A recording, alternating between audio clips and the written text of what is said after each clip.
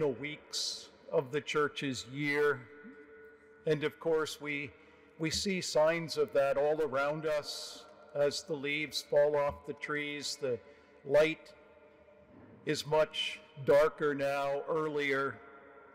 And for the church, we hear almost every day in the readings from the lectionary for the Mass about the end times.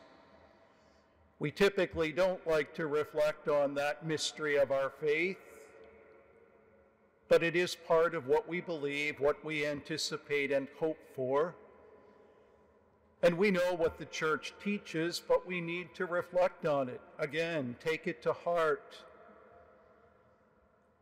There will be a time when the King will return, the Son of Man, at a time that is not known to anyone, Jesus says. Only the Father knows the time and the hour.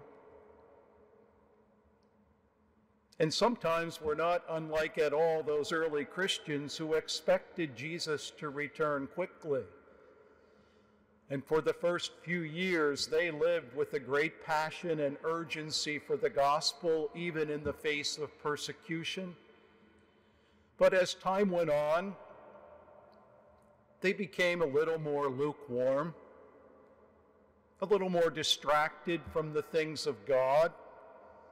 You know, as G.K. Chesterton always said, the greatest danger to our salvation is complacency. We worry about the things outside, the external forces. Some days they seem overwhelming. But really what we need to worry about is what is in our own heart. That's what Jesus is trying to tell us today. There will be a time when we will need to be taken up at our particular judgment when we die. And all of us at the return of the Son of Man everything will be lifted up and made perfect, and they will be separated. We hear it in every gospel. Jesus reminds people of that over and over again. There is a heaven, there is a hell. Some people don't want to believe it, but that's even more dangerous. One will be taken, one will be left, Jesus says. And more importantly, when that time comes, we can't do anything that we left for the doing. You know, we often put off things that we need to get around to in our house, in our life, and in our spiritual lives. We think there's time. Maybe not today, but I need to do this soon. Jesus' point is there needs to be an urgency in the things we need to be about spiritually. He tells us over and over again, don't be anxious, don't be fearful. There's nothing to worry about if we're living in God. Of course we're not perfect. We're sinful beings. None of us are saints. But we need to be working at it consciously, intentionally, preparing for that day, because we're not meant to be here. We're pilgrims. We're passing through, some longer, some shorter. But we're all destined for heaven. That's what God wants and desires for each of us who have been made for that purpose. What are we doing to prepare ourselves for the coming of the King? Are there things we put off that need to be rectified, someone to forgive, a grudge to let go of?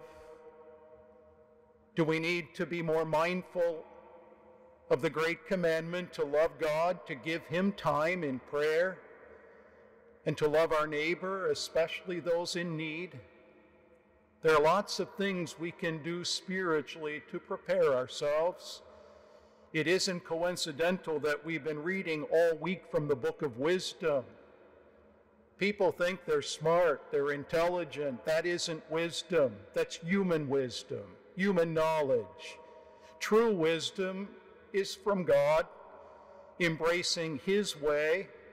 We'll only be wise when we seek the truth and live in that truth and do the things that God expects of us to do. We could not have a better example today than St. Elizabeth of Hungary. who was on fire with her love for Jesus and the church. Even as a young woman, she was married off at a very young age, like they often did, into nobility. She became a queen, very powerful, lots of money. But every day, Elizabeth of Hungary gave away most of what she owned to the poor.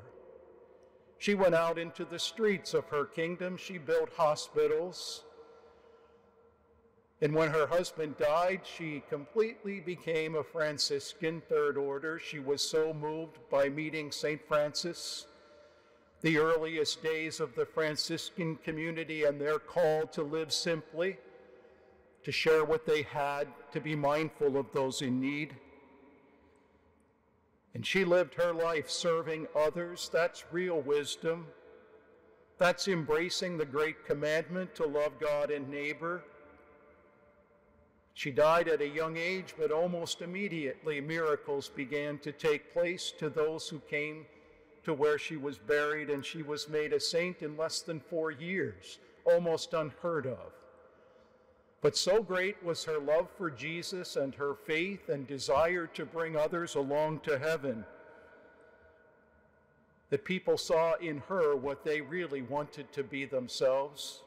It's the call for each of us to be prepared, not with anxious hearts, but to be anticipating that return of the King to take us home.